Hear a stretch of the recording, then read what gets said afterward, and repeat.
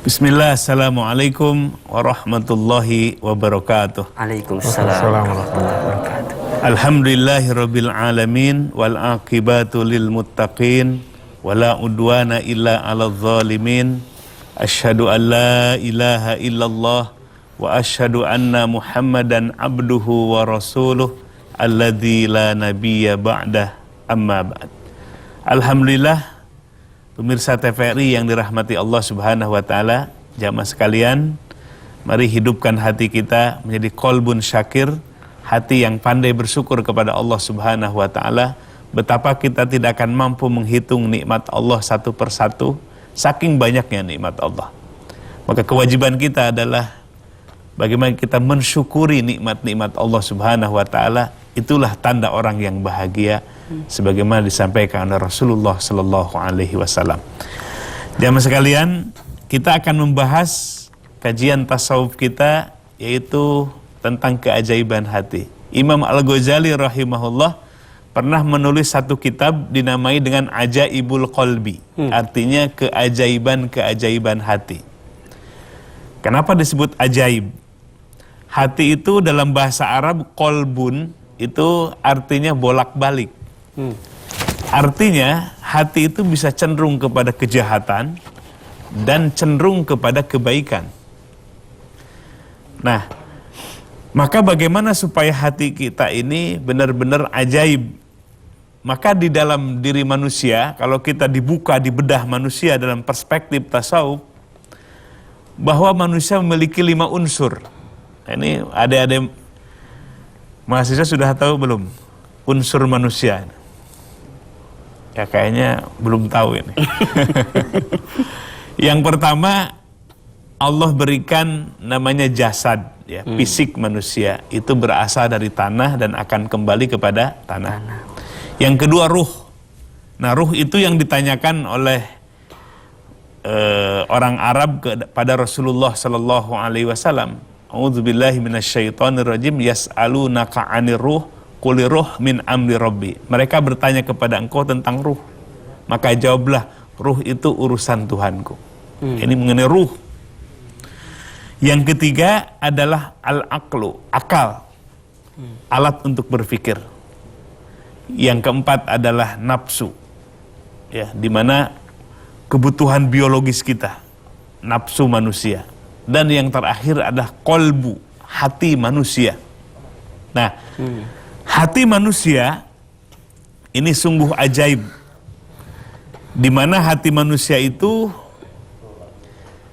bisa cenderung kepada keburukan, disebut dalam Al-Quran qulubun la yafqahuna biha, hati yang tidak paham terhadap ayat-ayat Allah. Atau juga disebut qalbun qasi, hati yang keras, lebih keras daripada batu. Orang kalau sudah memiliki hati yang keras, nasihat demi nasihat itu hanya masuk telinga kanan, keluar telinga kiri, enggak sampai masuk ke dalam hatinya, saking kerasnya hati. Tapi di sisi lain ada qalbun yang benar-benar positif.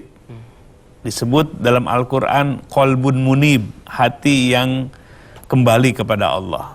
Qalbun salim, hati yang selamat. Nah, ini adalah gambaran-gambaran qalbu yang positif. Nah, bagaimana supaya hati kita ini benar-benar memiliki hati yang tersambung kepada Allah? Maka itulah hati yang di dalamnya dibangun makom ihsan, ya, makom ihsan. Selain makom iman, makom Islam, dan ada makom ihsan. Nah, ini yang diajarkan oleh Jibril alaihissalam kepada Rasulullah sallallahu alaihi wasallam. Bagaimana supaya agama kita sempurna? Ya, harus memenuhi makom Islam, makom iman, dan makom ihsan. Nah, kalau mungkin yang disebut dengan makom iman, dengan rukun iman yang 6 sudah hafal semua ini. Kemudian makom Islam dengan rukunnya yang 5 disebut rukun Islam, sudah hafal semua. Nah, sekarang yang ketiga, makom ihsan sebagai bentuk kesempurnaan dari agama kita. Nah, hati yang tercerahkan adalah hati yang sudah tegak makom ihsan di dalamnya. Di mana ihsan itu diajarkan oleh Nabi Shallallahu Alaihi Wasallam, anta budallah ka'annaka tarah, fa ilam takun tarah fa innahu yarok. Di mana engkau beribadah kepada Allah seolah-olah kita melihat Allah, saking khusyuknya, saking fokusnya, seolah-olah melihat Allah. Karena hijab, hati kita ini memiliki hijab penghalang. Ya, kita tidak bisa melihat Allah karena memang ada hijabnya, ada penghalangnya. Nah, kalau hijab itu semakin tipis, riqatul hijab bainal abdi wa rabbi, hijabnya, penghalangnya semakin tipis. Maka ketika beribadah kepada Allah, ka'annaka tarah, seolah-olah kita melihat Allah.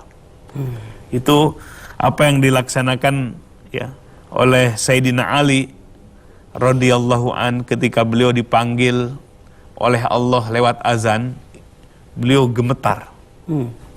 Kemudian iqamah ditegakkan. Sayyidina Ali tegak berdiri, semakin pucat pasi, bercucuran keringatnya.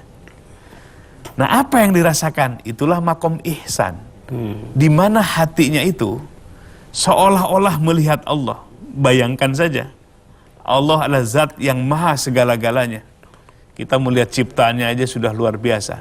Kita tidak akan bisa menjangkau makhluk-makhluk Allah yang di langit sana. Para astronom sampai terkagum-kagum di balik satu planet, di belakangnya ada planet yang lain. Betapa kekuasaan Allah yang besar. Bagaimana kalau kita berhadapan dengan Allah? Nah, ihsan di mana hati, tadi Sayyidina Ali radhiyallahu an sudah tumbuh makom ihsan. Di mana ketika Allahu Akbar, hati kita merasakan zaukon, merasakan hadirnya Allah yang maha segala-galanya, sehingga bergetar tubuhnya, pucat pasi mukanya. Karena berhadapan dengan yang maha segala-galanya. Jadi lisan kita dibenarkan oleh hati kita. Nah, ini evaluasi yuk sholat kita, evaluasi ibadah kita. Sudahkah hati kita hudurul qalbi ma'allah, hadir hati bersama Allah. Ketika lisan kita mengucapkan la ilaha illallah, tiada yang disembah kecuali Allah, hati kita semestinya zaukon, merasakan al-mazkur yang disebut adalah Allah. Merasakan hadirnya Allah, merasakan agungnya Allah, sempurnanya Allah. Jadi makom ihsan apabila sudah tumbuh dalam hati, ka'annaka tarah, dalam beribadah seolah-olah melihat Allah. Tapi kalau kita dalam sholat hatinya jalan-jalan, ya, hatinya masih ngurusin urusan dunia, belum tumbuh makom ihsan. Jadi agama kita belum sempurna. Sempurnakan agama kita dengan membangun makom Islam, makom ihsan dan makom ihsan. Fa illam takun taroh fa innahu yarok. Kalau belum bisa kita seolah-olah melihat Allah, fa innahu yarok, maka Allah lah yang senantiasa dirasakan melihat. Jadi itulah yang disebut yang pertama makom musyahadah, kita menyaksi kepada Allah, bukan melihat Allah, tapi musyahadah, menyaksi kepada Allah. Seperti dua kalimat syahadat, asyhadu alla ilaha illallah, aku bersaksi dengan hati, dengan penuh keimanan, keyakinan, tiada yang disembah kecuali Allah. Wa anna Muhammadar Rasulullah, dan sesungguhnya Nabi Muhammad itu walaupun sudah wafat, Rasulullah sebagai utusan Allah. Itu makna syahadat, musyahadah, penyaksian. Nah, penyaksian kita kepada Allah seolah-olah kita melihat Allah. Belum bisa, ada yang kedua namanya muraqabah. Kita yang merasa ditatap oleh Allah, merasa disaksikan oleh Allah. Sampai isi hati kita bisa menyembunyikan isi hati kita nih satu sama yang lain. Kebencian, kecintaan, tapi sekali-kali kita tidak bisa menyembunyikan isi hati kita dari tatapan Allah Subhanahu wa taala. Ya'lamu kha'inatal a'yun wa ma tukhfis sudur. Allah mengetahui khianatnya kedipan mata. Satu kedip mata kita diawasi oleh Allah. Allah mengetahui khianatnya kedipan mata kita, dan mengetahui apa-apa yang disembunyikan dalam hati kita. Semuanya jelas di hadapan Allah Subhanahu wa taala. Nah, itulah ihsan. Jadi seandainya ini Ustadz Hilman, kalau orang sudah terbangun makom ihsan, kayaknya nggak butuh lagi polisi, nggak butuh lagi KPK. Kenapa? Hati yang sudah tersambung dengan Allah, musyahadah, menyaksi kepada Allah, atau muraqabah, hati yang merasa diawasi oleh Allah. Jadi tidak ada tempat untuk bersembunyi dari pengawasan Allah Subhanahu wa taala. Inilah makom ihsan yang harus ditegakkan sehingga hati ini menjadi ajaib. Hati ini benar-benar menjadi tempat terbitnya cahaya Allah Subhanahu wa taala. Di tengah kita sudah hadir juga bintang tamu yang hadir pagi ini, ada Pak Mara Umar dari Agnia Care. Pak Mara, saya mau tanya tentang Agnia Care sendiri itu apa, kemudian apa kaitannya dengan Idrisyah atau dengan Syafatur Rahman, apakah ada kaitannya atau seperti apa? Silakan. Baik. Terima kasih Ustaz Hilman. Ya. Agnia Care itu adalah lembaga zakat yang di bawah naungan pesantren Idrisyah. Nah, ini penamaan Agnia Care itu dari Syekh Fatur Rahman bahwa tentunya di situ mengandung doa, Ustaz Hilman. Agnia Care diharapkan bahwa kita semua ini dikayakan oleh Allah yang juga peduli kepada umat dan juga kepada masyarakat sekitar. Nah, ini itulah kenapa kami kemudian lembaga zakat ini bernama Agnia Care, itu doa dari Syekh Fatur Rahman. Kemudian kenapa kemudian kita harus membuat lembaga zakat di pesantren? Tentunya gini Tadi Hilman, karena ini kan pesantren ini adalah milik umat Tadi Hilman. Pesantren Idrisyah adalah milik umat dan bukan hanya milik golongan-golongan umat juga. Ini umat secara luas, ini adalah aset bersama.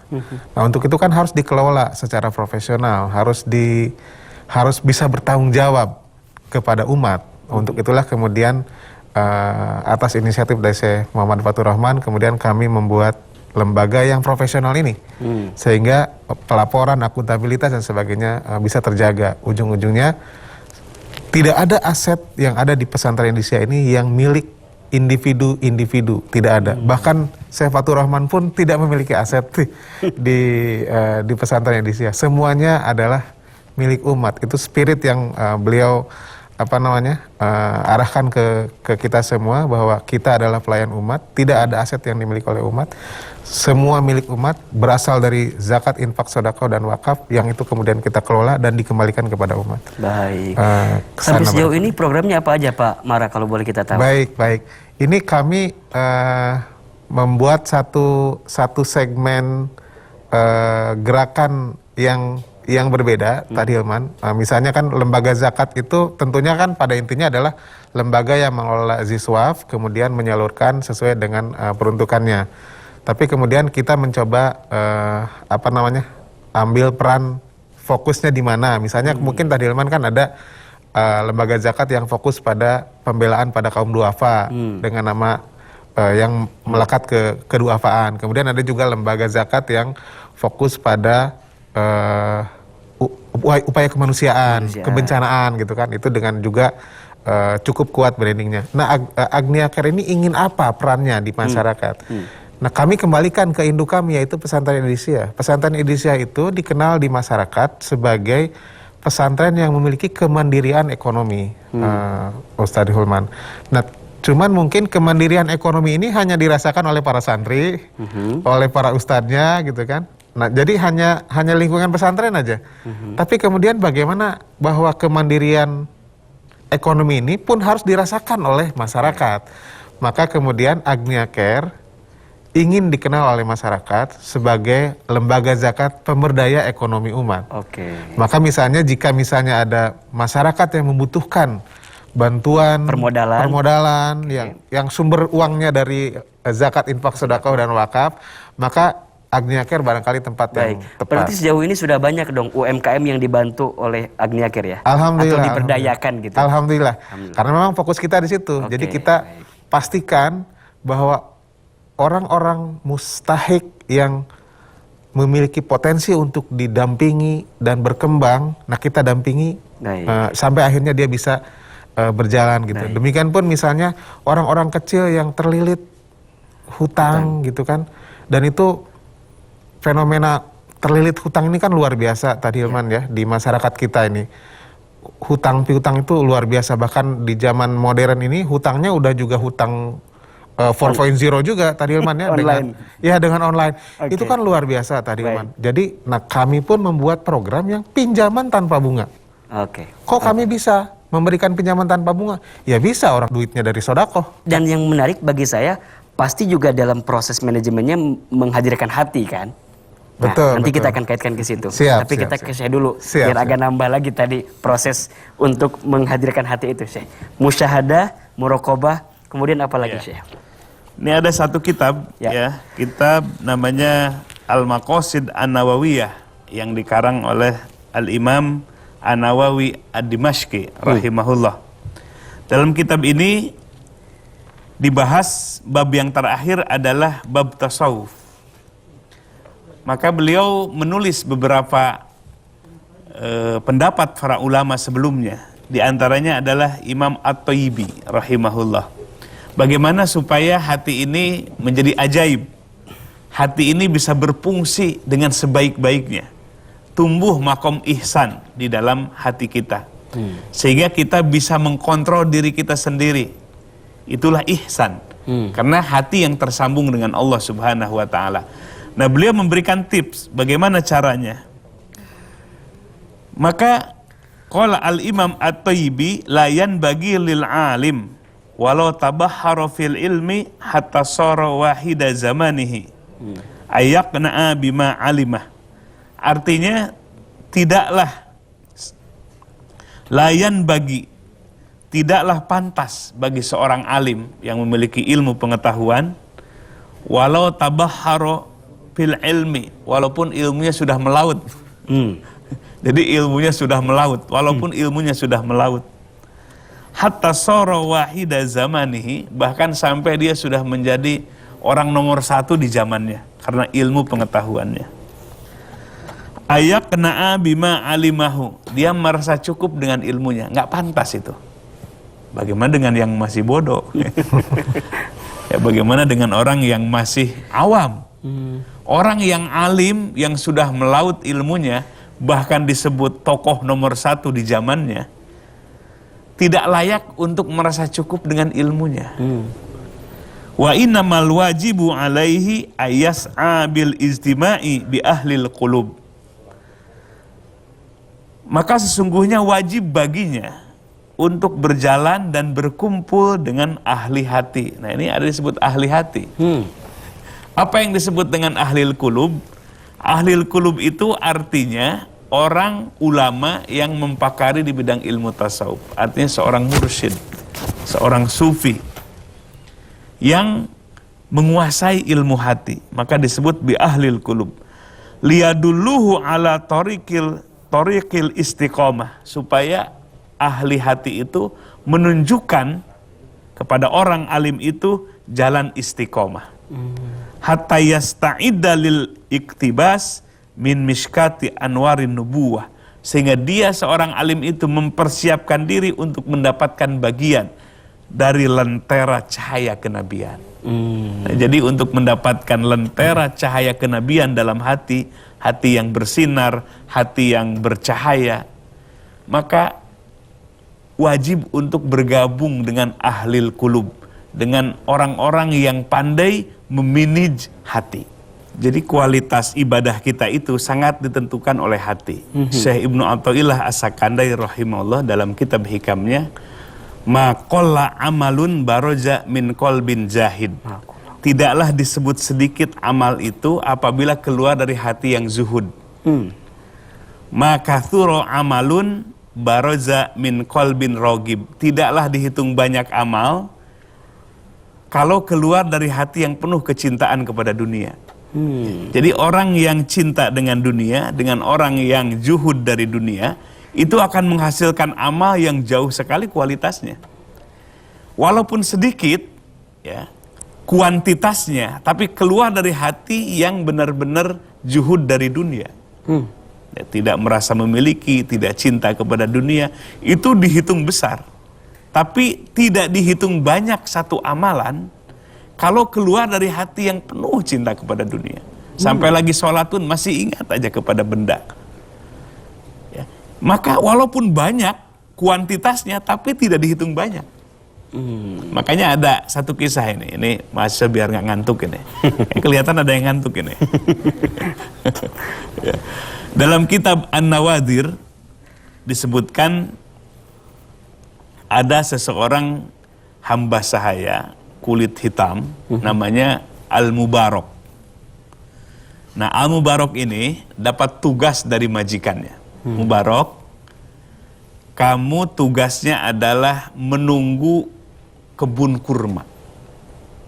Ya, kemudian selesai, maka majikannya pergi meninggalkannya. Ketika musim panen, datanglah majikannya itu ingin melihat hasil panen. Kemudian menemui Al-Mubarak itu. Mubarak, datangkan satu tangkai kurma yang paling manis yang ada di kebun ini. Aku ingin mencoba mencicipinya. Maka Al-Mubarak malah bingung. Kenapa bingung? Kata Mubarak, aku belum pernah mencicipi walaupun satu butir. Nah, kenapa tidak mencicipi? Sebab tugasku hanya menunggu kebun kurma ini. Maka mendengar jawaban dari Mubarak ini, si majikannya itu terkaget-kaget dan terheran-heran. Kok masih ada orang seperti ini? Jujur luar biasa. Ini kalau disebut bukan barang langka, manusia langka ini. Bayangkan saja, nunggu kebun kurma, tapi dia belum pernah mencicipi walaupun satu butir. Kenapa? Karena tugasnya bukan mencicipi, tapi nungguin. Biasanya orang kalau suruh nunggu kebun, paling duluan mencicipi. Dan paling banyak biasanya. Paling banyak juga. Nah, ini luar biasa dari Al-Mubarak ini. Dia hanya menunggu dan merawat kebun itu, tidak pernah mencicipi walaupun satu butir dari kurma itu. Itulah yang membuat tertarik sang majikan. Lalu ingat majikannya punya anak. Cantik. Ya, majikannya orang kaya, punya anak cantik. Itu tiap datang yang melamar, mau pejabat, si wanita itu, putrinya itu, geleng kepala. Datang pengusaha besar, di Pinang, geleng kepala. Kata si majikannya, wah ini putrinya itu akan aku tikahkan dengan Mubarak yang hitam. Maka pulanglah si majikan itu menemui putrinya. Dijelaskanlah bahwa dia menemukan seseorang yang luar biasa hatinya. Jujur, walaupun kulitnya hitam legam. Namanya Mubarak. Kamu mau nggak kalau aku nikahkan? Itu si wanita tuh spontan langsung mau. Akhirnya dibuatlah acara pernikahan. Mubarak ditikahkan dengan putri majikannya. Dari hasil pernikahannya itu menghasilkan anak yang anak-anaknya itu menjadi ulama dan wali-wali Allah. Salah satu yang paling terkenal namanya adalah Syekh Ibnul Mubarak. Anak yang lahir dari ayah yang soleh, yang jujur tadi, plus wanita yang soleha. Kenapa disebut soleha? Karena mau menerima ya. Menerima yang hitam, tapi hatinya bersih. Ini kalau di sini ada wanita ini. Kira-kira kalau milih yang ganteng tapi hatinya kotor, atau yang hatinya yang bersih? Kira-kira yang mana? Yang nomor 3 ya, ganteng hatinya bersih ya. Jadi disebut wanita soleh itu, dia cantik, orang kaya, tapi mau ditikahkan dengan laki-laki yang hitam, tapi hatinya indah. Nah, melahirkanlah anak-anak yang soleh. Ulama, ya wali Allah. Salah satu yang terkenal adalah anaknya itu Syekh Ibnul Mubarak. Ini gambaran dari hati. Hati yang bersih, hati yang jujur, hati yang tertata. Walaupun dia adalah kulit hitam, tetapi yang bening, yang tercerahkan adalah hatinya. Nah, Allah sampai balas kebaikannya itu melahirkan anak-anak yang menjadi ulama dan wali-wali Allah Subhanahu wa taala. Baik, saya ingin ke Pak Mara nih. Pak Mara, memanage lembaga sosial Agnia Care tentu tidak mudah. Apalagi ketemu dengan orang yang terlilit hutang, orang yang susah, orang yang sulit. Kalau nggak pakai hati kayaknya berat begitu. Belum lagi internal, belum lagi eksternalnya. Gimana selama ini hati menjadi bagian penting dalam manajemen Agnia Care? Kalau saya justru saya menjadi saksi barangkali Ustaz Hilman bagaimana dari sisi muzakinya atau dari sisi donaturnya mereka tergerak hatinya gitu untuk mengikuti program-program yang dicanangkan oleh Syekh Fatur Rahman. Di pesantren itu waktu kami membangun masjid tadi Hilman, waktu itu Syekh Fatur Rahman mengarahkan kami untuk membangun masjid yang megah. Dalam perspektif kami waktu itu pengurus-pengurus beliau, wah ini terlalu tinggi gitu. Rasanya berat, mustahil berat gitu. Sementara keuangan kita nggak sampai bermiliar-miliar, tapi ya hanya ada secukupnya gitu kan. Tapi rupanya murid-murid beliau yang hatinya terbimbing oleh beliau, yang kemudian digerakkan oleh Allah untuk bersama-sama bergotong royong dalam program yang beliau canangkan namanya program lelang toh-tohan. Dalam bahasa Sunda, toh-tohan itu habis-habisan, sampai titik darah penghabisan. Berarti sampai titik aset penghabisan. Tadi Hilman. Ini kami di Agnia Care menjadi saksi karena semua murid beliau kan semuanya terbimbing hatinya.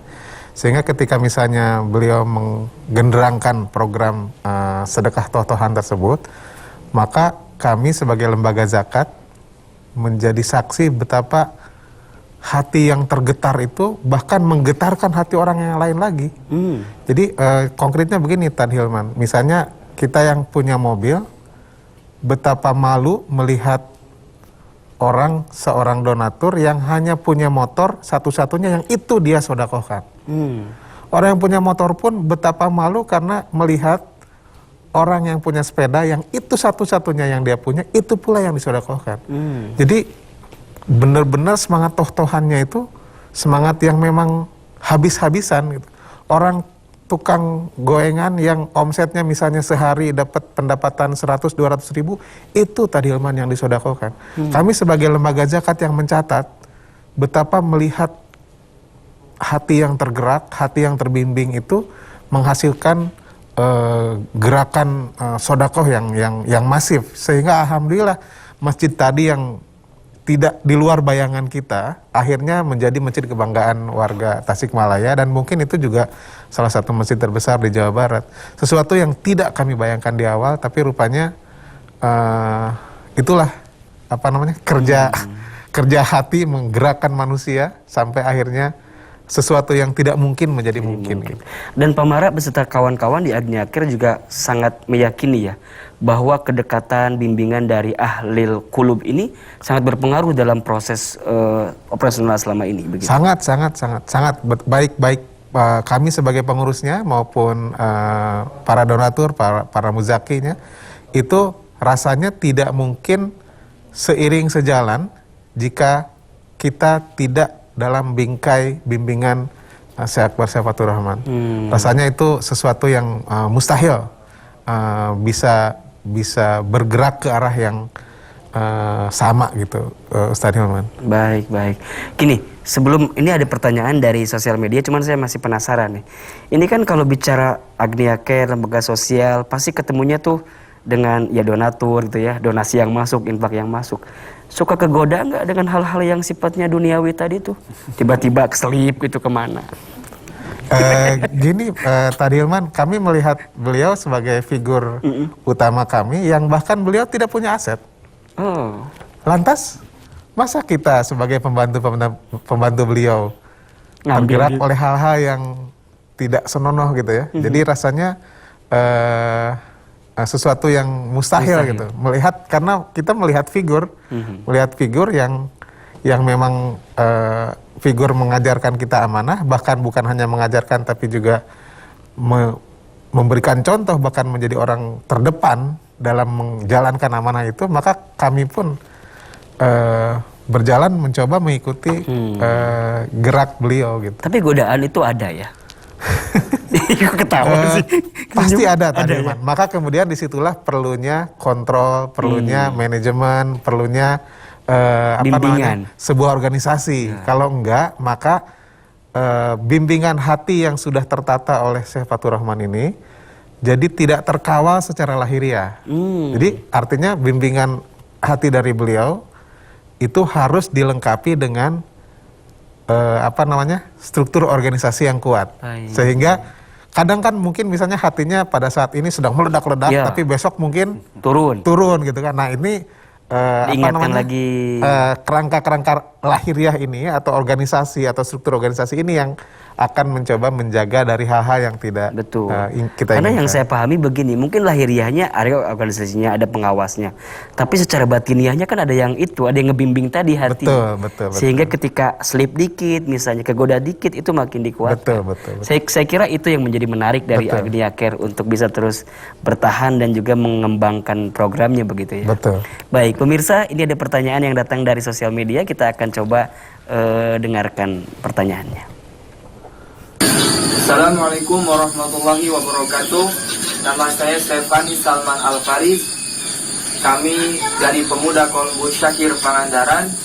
Izin bertanya Syekh, kami sebagai pemuda yang masih dalam masa pencarian jati diri, masih sering ingin banyak mengekspresikan atau mengeksplor segala sesuatu hal. Menurut Syekh, kira-kira kapan waktu yang pas dan usia yang pantas bagi kami untuk melatih hati agar lebih berdampak kepada hati kami dan tersambung kepada Allah Subhanahu wa Ta'ala? Itu pertanyaan kami, Syekh. Mohon dijawab. Wassalamualaikum warahmatullahi wabarakatuh. Waalaikumsalam warahmatullahi wabarakatuh. Terima kasih untuk pemuda dari Pangandaran. Ini relevan nih dengan yang hadir di sini. Pemuda kan identik ya, Syekh, galau, ya enggak? Halo, betul tidak ini tuh ya? Galau, gelisah, kemudian punya perasaan ke seseorang, tapi bertepuk atau tidak bertepuk sama sekali bahkan ya. Nah itu gimana Syekh menguatkan hati agar udah deh kalau dia ninggalin saya ya udah nggak apa-apa, mungkin jodohnya bukan dia gitu ya. Kan ada lagunya ya, aku bukan jodohnya gitu ya. Ditinggal sama yang lain tuh gimana Syekh? Pemuda kira-kira gimana menguatkan hati ini? Ya. Nah ini mengenai kapan? Ya, mengenai kapan? Itu kalau kita lihat Nabi Shallallahu Alaihi Wasallam sebagai figur sentral kita, sebelum datang wahyu Al-Quran di usia 40 tahun, justru beliau sudah mendapatkan ilmu tasawuf dari gurunya Jibril alaihi salam. Ya, beliau mengkisahkan ketika usia 4 tahun kita sedang bermain-main dengan teman sebayanya, datanglah Jibril yang menjelma menjadi manusia. Kemudian Nabi dibaringkan, kemudian dadanya dibersihkan, dibelah, kemudian hatinya dibersihkan dengan air jam-jam. Artinya Nabi sudah dipersiapkan semenjak kanak-kanak, sudah dibersihkan hatinya. Jadi sebelum wahyu turun, ilmu tasawuf itu sudah diajarkan terlebih dahulu lewat Jibril alaihissalam. Apalagi ini kita semua yang masih muda-muda ini, Ustadz Iman masih muda nggak? Muda dong. Udah atau sudah lewat? Belum lewat. Masih muda sih. Ya, banyak menghadapi tadi situasi kondisi. Ya. Ginilah, ada yang bahkan bunuh diri karena pacar katanya. Nah, kita yang sudah bersuami istri saja jangan merasa memiliki, apalagi yang belum diakadkan. Ya, bayangkan yang sudah punya suami, yang sudah punya istri, jangan merasa memiliki. Ya, misalnya suami mau nikah lagi, wah sudah kelabakan. Padahal kan suami kita bukan milik kita. Nah, artinya di sini pentingnya kita membersihkan hati dari rasa kepemilikan. Kecintaan kita adalah kepada Allah Subhanahu wa Ta'ala. Ini untuk menguatkan jiwa kita, menguatkan batin kita semenjak dini. Jadi kebersihan hati ini sangat penting sekali, ya. Kemudian supaya hati ini benar-benar disinari oleh cahaya Allah. Nah, inilah pentingnya hati yang disinari oleh cahaya Allah Subhanahu wa taala sehingga menjadi terang jalan kita menuju kepada Allah. Syekh, masih menyambung dengan pertanyaan yang tadi dari pemuda itu.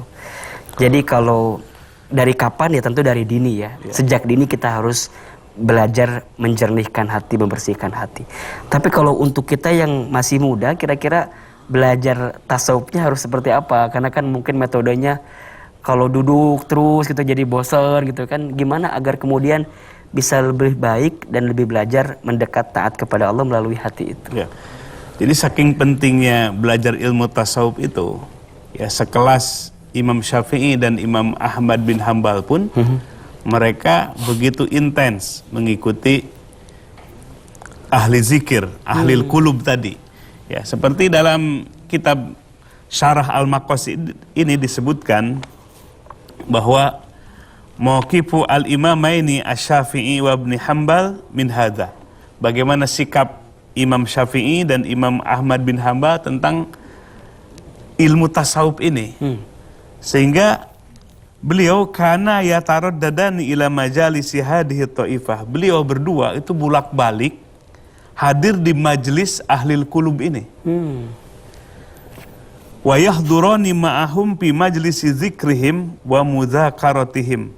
Dan mereka hadir beserta ahlul qulub itu di majlis mereka dan muzakarah mereka. Sehingga ketika ditanyakan kepada Imam Syafi'i dan Imam Ahmad bin Hambal, malakuma tataraddadani ila misliha ulail juhala. Kenapa wahai Imam Syafi'i dan Imam Ahmad bin Hambal kalian bolak-balik mengikuti majlis di mana majlis itu adalah kebanyakan orang-orang bodoh? Faqala, maka menjawab kedua-duanya, inna haula'i indahum ra'sul amri kullih. Sesungguhnya di tengah-tengah mereka itu mereka memiliki pokok urusan dalam agama. Apa pokok urusan dalam agama? Huwa taqwallah wa mahabbatuhu wa ma'rifatuhu. Takwa kepada Allah, mencintai Allah dan ma'rifat kepada Allah Subhanahu wa taala. Jadi ahlul qulub ini memiliki pokok dalam urusan, yaitu ketakwaan kepada Allah, kecintaan kepada Allah dan ma'rifat kepada Allah Subhanahu wa taala. Nah, jadi ini menjadi kebutuhan ya sekelas Imam Syafi'i, sekelas Imam Ahmad bin Hambal, mereka hadir di majlis ahlil qulub karena kebutuhan yang mendasar. Apa? Takwa kepada Allah, cinta kepada Allah dan ma'rifat kepada Allah Subhanahu wa taala. Ini kehidupan, apalagi tadi pertanyaan Ustadz Hilman di anak-anak muda, alam pikirannya ya begitu hingar-bingar kehidupan dunia, membuat semakin terhijab dengan Allah, hati semakin terhalang dengan Allah. Dia larut ya dengan kehidupan dunia, dengan gemerlap kehidupan dunia, ya, pergaulan bebas, ya, maka membuat Allah itu semakin terhijab, hati semakin terhijab dengan Allah. Padahal Allah yang memiliki kehidupan ini. Ya. Nah, maka kita memulai tasawuf dengan kita menjadikan diri kita orang-orang yang benar-benar terbebas. Ya, dari apa? Dari kelezatan dan kesenangan duniawi. Nah, kita belajar bersyukur kepada Allah, bukan mencari kesenangan duniawi. Nah, itulah bagaimana dua imam besar dalam mazhab fikih mengajarkan kepada kita untuk istiqomah hadir beserta ahlul qulub, orang-orang yang benar-benar pandai merawat hati. Masya Allah. Jadi di antara tipsnya adalah hadir di majlis ilmu, di majlis zikir. Ya, sesibuk apapun kita kan wajar ya, anak muda mah main tuh wajar banget kan. Tapi dalam sela-sela main itu harus ada kesempatan untuk kita ngaji. Ya, jeda sejenak meninggalkan urusan dunia dan duduk di majlis zikir, majlis ilmu. Dan juga yang paling penting kata Syekh, berteman dengan ahlil qulub ya, teman yang baik yang bisa mengingatkan dirimu tentang Allah Subhanahu wa taala. Assalamualaikum warahmatullahi wabarakatuh. Waalaikumsalam warahmatullahi wabarakatuh. Perkenalkan, nama saya Amel. Izin bertanya, Syekh. Ya, silakan. Ada orang yang baik hatinya, suka membantu, suka senyum dan menyapa, tapi beribadahnya bolong-bolong atau tidak sempurna. Yang seperti ini bagaimana menurut Syekh? Terima kasih. Wassalamualaikum warahmatullahi wabarakatuh. Waalaikumsalam warahmatullahi wabarakatuh. Baik. Yang kedua, silakan. Baik. Bismillah, Assalamualaikum warahmatullahi wabarakatuh. Waalaikumsalam warahmatullahi wabarakatuh. Perkenalkan, nama saya Ardi Maupa. Afan, Syekh izin bertanya. Ya, silakan. Baru-baru ini terjadi kasus di negeri tercinta. Ada seorang ibu, dia berusaha mencongkel bola matanya anaknya. Dilakukannya itu bukan karena niatnya tersendiri, tetapi ada rasukan hal goib. Kemudian dia ingin mencongkel bola matanya tersendiri. Nah, itu apakah Ini yang dicongkel bola mata siapa ini? bola mata Anaknya. Ya. Itu dia lakukan karena bukan kehendak sendiri, tetapi karena ada rasukan, bisikan. ya, dari hal gaib. Kemudian menurut Syekh, apakah solusi yang bisa diberikan untuk hal ini? Sekian yang bisa saya sampaikan. Assalamualaikum warahmatullahi wabarakatuh. Waalaikumsalam warahmatullahi wabarakatuh. Baik, saya menangkap pertanyaan yang kedua. Mungkin yang pertama saya dulu terkait dengan orang yang hatinya tuh baik tapi ibadahnya tuh bolong-bolong, katanya nggak bagus. Nah, itu gimana sih kita memandangnya? Ya, agama kita sempurna ajarannya. Ya, yang menghubungkan makhluk dengan Allah, yang menghubungkan makhluk dengan sesama makhluknya, yang memperhatikan aspek jasmani sekaligus rohani, yang memperhatikan aspek akal beserta hati, itulah ajaran Islam. Nah, ajarannya komprehensif. Nggak bisa hanya baik secara kemanusiaan, tapi tidak baik secara ketuhanan. Ya, orangnya dermawan, orangnya suka atau murah senyum, ya care terhadap sesama, tapi dia tidak nyambung dengan Allah. Nah, ini harus diperbaiki. Habluminallahnya, urusan dengan Allah Subhanahu wa Ta'ala, gak cukup dengan habluminan nas. Jadi Islam bagaimana mengintegrasikan, ya, mengintegrasikan sisi kehidupan ini dengan sebaik-baiknya. Kita harus bermuamalah baik dengan Allah, berakhlak baik dengan Allah, sekaligus berakhlak baik dengan sesama. Nah, maka oleh sebab itu sudah sangat jelas di dalam agama kita bagaimana agama ini dibangun oleh Allah Subhanahu wa Ta'ala yang memiliki kehidupan ini. Jadi agama ini bukan agama yang diciptakan oleh manusia, pikiran manusia, tapi agama kita adalah wad'un ilahiyun dalam usul fiqh. Agama itu produk Allah yang telah menciptakan manusia, yang telah menciptakan seluruh alam semesta. Maka Allah lah yang menurunkan agama ini sebagai jalan hidup untuk menempuh kebahagiaan dunia dan akhirat. Tadi pertanyaan kedua, Syekh, saya sederhanakan mungkin begini. Banyak orang yang memilih jalan karena kondisi hidupnya, kemudian dia jadi menyalahi aturan Allah gitu ya. Frustasi, stres, bahkan tadi mencelakai diri sendiri, bahkan anaknya. Dan juga tidak sedikit yang mohon maaf ya, bunuh diri dan segala macam. Nah, kira-kira gimana posisi hati itu agar kemudian makin kuat sehingga tidak menjalankan hal-hal yang malah dilarang oleh Allah Subhanahu wa Ta'ala? Ya, hati itu akan hadir dalam pengertian tergantung siapa yang menempati hati itu. Jadi dari kasus yang dari pertanyaan tersebut, di mana kalau hati yang memerintahkan kepada keburukan itu bersumber dari setan. Ya. Jadi setan bisa masuk ke dalam hati, kemudian menggerakkan ya panca inderanya, meniupkan, membisikkan kepada keburukan dan kejahatan. Nah, maka timbangannya itu adalah jelas Al-Quran. Jadi kalau hati kita mendapatkan bisikan, apapun bisikannya, timbang dulu dengan Quran dan Sunnah. Apakah ini berlawanan atau tidak? Nah, kemudian tadi kasus karena ekonomi, kemudian mencari jalan-jalan yang lain, perdukunan, pesugihan dan yang lain-lainnya. Ini yang harus dijauhi. itulah kebodohan sebodoh-bodohnya manusia. Mencari petunjuk dari makhluk yang justru makhluk itu menyesatkan kita. Nah, maka agama itu dihadirkan, itu mulai dari perubahan sikap, cara pandang. Kemudian bagaimana supaya bekerja dengan baik. Jadi agama itu tidak memerintahkan simsalabim. Nah, ini kadang-kadang orang awam ini dengan cara-cara ya potong kompas, kedukun, pesugihan dan yang lain-lainnya, karena pingin cepat ya untuk mendapatkan apa yang kita harapkan. Nah, agama itu diperintahkan untuk memperbaiki diri dari dalam terlebih dahulu. Hatinya diperbaiki, cara pandangannya diperbaiki, sehingga bisa bekerja dengan sebaik-baiknya. Ya, maka inilah pentingnya bagi kita sebagai umat ini untuk menghadap kepada agama dengan sesungguhnya. Fa'akim wajhaka lidini hanifa, hadapkan wajahmu kepada agama dengan sikap yang lurus. Nah, kalau kita bisa menghadap kepada agama, agama itu memberikan jaminan dua hal. Mangkana yuridu thawaba dunya fa indallah thawabu dunya wal akhirah. Barang siapa yang berharap hanya dunia saja, di sisi kami firman Allah, dengan agama ini akan mendapatkan dua hal.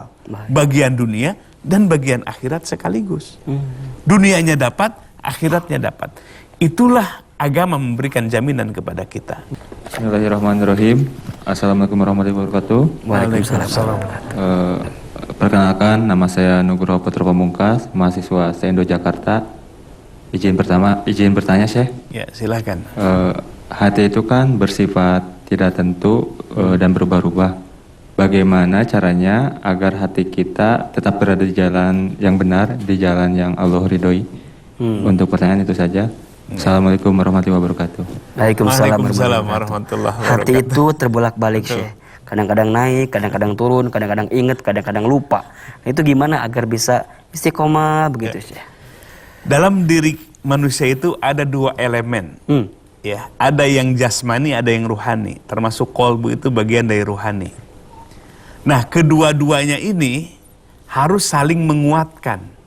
Contoh misalnya para ulama, kalau hati kita pingin menyaksi, hati kita pingin tersinari oleh cahaya Allah, maka man jayyana zahirahu bil mujahadah hasanallahu batinahu bil musyahadah.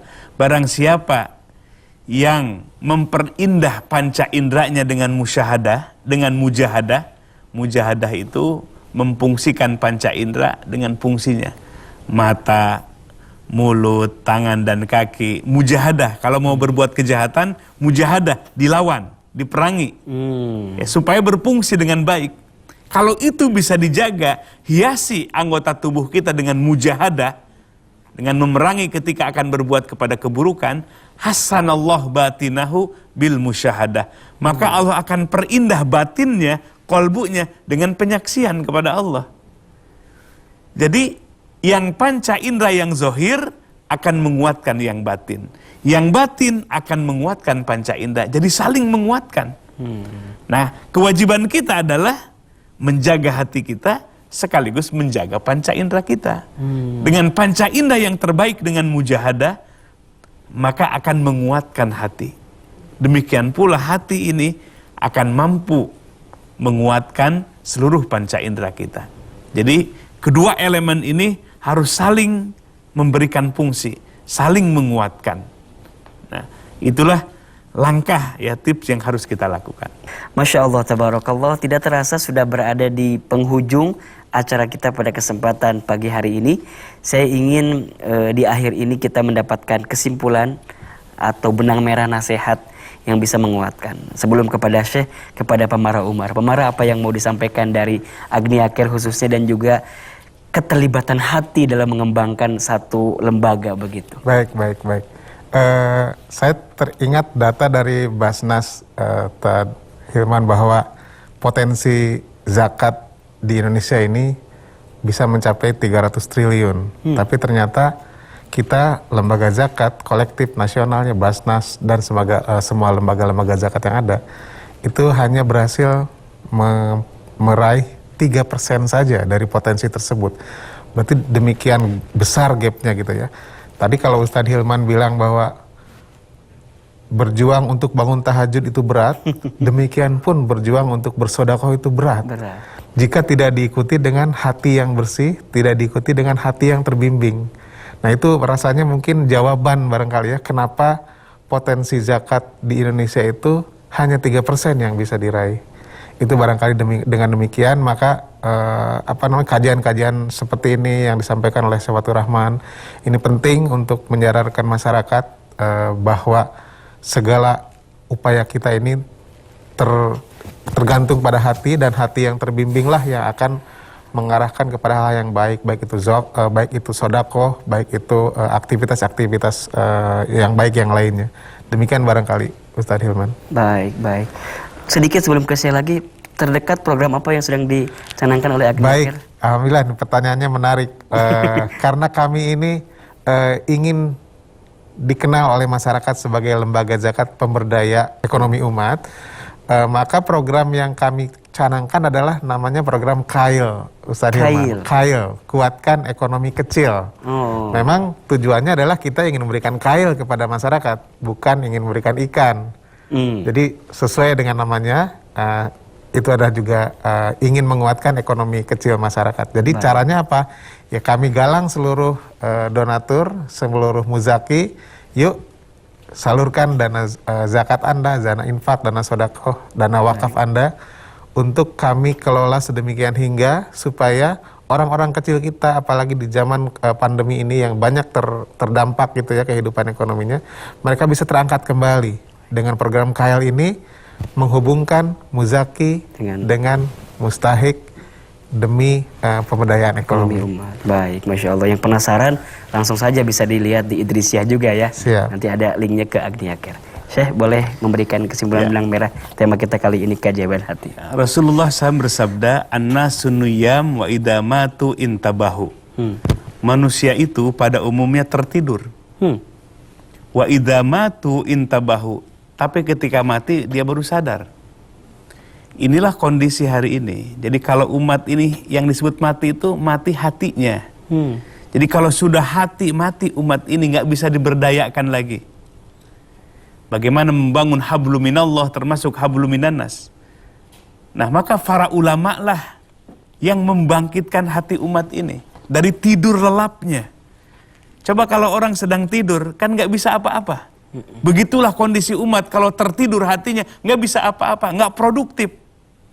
Pemberdayaan ekonomi, sosial, termasuk hablum minallah, bagaimana membangun dan merawat hati kita bersama Allah Subhanahu wa Ta'ala. Nah maka pekerjaan kita ini adalah membangkitkan hati. Nah tasawuflah hadir sebagai rukun dari agama kita untuk membangkitkan hati yang mati ini. Jangan sampai hidup hati kita setelah kematian. Gak ada gunanya, hanya penyesalan yang ada. Justru kita harus bangkit ketika kita hidup. Kita memiliki hati yang peka, hati yang hidup. Hanya cahaya Allah lah yang membuat hati kita bangkit. Syekh Ibnu Athaillah As-Sakandari rahimahullah mengatakan, "An-naro adz-dzawahiro bi athari anwarihi." Allah menyinari makhluk-makhluk yang zohir cukup dengan cahaya dari makhluknya. Ada matahari, studio ini bersinar karena ada lampu. Tapi wa anaro as-sarair, tapi Allah menerangi hati, membangkitkan hati hanya dengan bi'ausofi anwarhi, dengan sifat Allah sendiri. Apa sifat Allah? An-nur, Allah adalah cahaya. Gak bisa hati ini disinari dengan cahaya matahari. Tapi hati ini hanya bisa disinari oleh cahaya sifat Allah. Itulah cahaya Allah. Maka baru kalau hati sudah bangkit seperti para sahabat, maka mampu bergerak di semua sektor hablum minallah dan hablum minannas. Masya Allah. Setelah ini insya Allah kita akan sama-sama berdoa dan bermuhasabah bersama dengan Syekh Muhammad Fatur Rahman Al-Agir. Terima kasih banyak. Assalamualaikum warahmatullahi wabarakatuh. Waalaikumsalam. Jemaah sekalian, di segmen yang terakhir mari kita muhasabah sebelum kita berdoa kepada Allah Subhanahu wa Ta'ala. Apa yang kita lakukan selama ini, apa yang kita perbuat, apa yang ada dalam hati kita, Ini semua akan dihisab oleh Allah Subhanahu wa taala. Di mana Allah berfirman, ketika manusia nanti wafat, maka Allah akan kalungkan catatan amalnya pada lehernya. Tercatat. Dan Allah yang maha menyaksi, Allah yang maha mengawasi. Ada Raqib dan Atid yang mencatat amal-amal kita. Walaupun amal itu kadarnya hanya sebesar zarah atom yang tidak bisa dibelah, yang tidak bisa dibagi. Begitu cermatnya pengawasan Allah Subhanahu wa taala. Hati yang tersambung dengan Allah, hati yang akan waspada. Hati yang akan penuh limpahan energi untuk bangkit taat kepada Allah Subhanahu wa taala. Bangkitkan hati kita, hati yang tersinari oleh cahaya Allah. Hati yang tersinari oleh cahaya Allah lah hati yang akan bergerak produktif dalam kehidupan dunia ini, akan beramal yang soleh, memberikan kemanfaatan kepada masyarakat yang luas. Hati inilah yang harus terus mendapatkan sinaran cahaya Allah Subhanahu wa taala. Maka kita manfaatkan dengan sebaik-baiknya. Kita rawat hati kita seperti kita merawat benda yang kita cintai. Merawat hati harus lebih hebat daripada merawat benda-benda yang kita cintai. Sebab manusia hina dan mulianya terletak pada hatinya. Mari kita angkat kedua tangan kita berdoa kepada Allah Subhanahu wa taala. Allahumma salli ala Sayyidina Muhammadinin Nabiyil Ummi wa ala alihi wa sahbihi wa sallim. Allahumma ja'alna hadina mahdiyin gharadh-dhalina wala mudillin barrun rahimun jawadun karim. Allahumma aftah alaina futuhal anbiya wal awliya bijudika wa karamika ya arhamar rahimin. Alhamdulillahilladzi ja'alal yawma afiyah wa ja'a bisyamsi min matlaiha. Allahumma rzuqna khaira hadal yawm wadfa'anna syarrah. Allahumma nawwir qulubana binuri hidayatika kama nawartal arda binuri syamsika abadan abada birahmatika ya arhamar rahimin. Ya Rabb, kami hamba yang bergelimang dosa dan kemaksiatan. Kami tidak mampu menghitung dosa dan kezaliman yang kami perbuat dari mulai balik sampai pagi hari ini. Ya Rabb Al-Ghafar Al-Ghafur, ampuni dosa-dosa kami. Jangan Engkau sisakan dari dosa-dosa ini. Ya Rabb, ampuni dosa kedua orang tua kami. Kami belum banyak berbuat kebaikan kepada mereka. Bahkan kami sering melukai perasaan mereka. Dan ada di antara kami orang tua yang tidak bisa ditatap lagi wajahnya, yang tidak bisa berkumpul lagi. Jadikan alam barjahnya raudhatun min riyadil jannah, taman-taman surga yang membahagiakan mereka. Ya Rabb, bersihkan hati kami, bangkitkan hati kami, sinari hati kami dengan cahaya-Mu, supaya kami bisa mengisi lembaran demi lembaran dengan ketaatan atas nama-Mu. Ya Rabb, kematian adalah keniscayaan dan kepastian. Besok atau lusa Engkau akan jemput kami. Ajal kematian telah Engkau tetapkan sebelum kami lahir ke dunia ini. Jadikan kematian kami kematian husnul khatimah. Di saat kematian itu mampukan lisan ini mengucapkan kalimah thayyibah, kalimah la ilaha illallah. Ya Rabb, jauhkan kematian kami dari kematian yang mengerikan, kematian su'ul khatimah, kematian orang-orang yang sedang lalai, kematian orang-orang yang sedang mengingkari, kematian orang-orang yang mati di tempat kemaksiatan. Jauhkan kematian su'ul khatimah dari keluarga kami dan sahabat-sahabat kami. Rabbana hablana minas salihin. Rabbana hablana min azwajina wa dhurriyyatina qurrata a'yun waj'alna lil muttaqina imama. Subhana rabbika rabbil izzati amma yasifun wa salamun alal mursalin walhamdulillahi rabbil alamin. Amin ya rabbal alamin.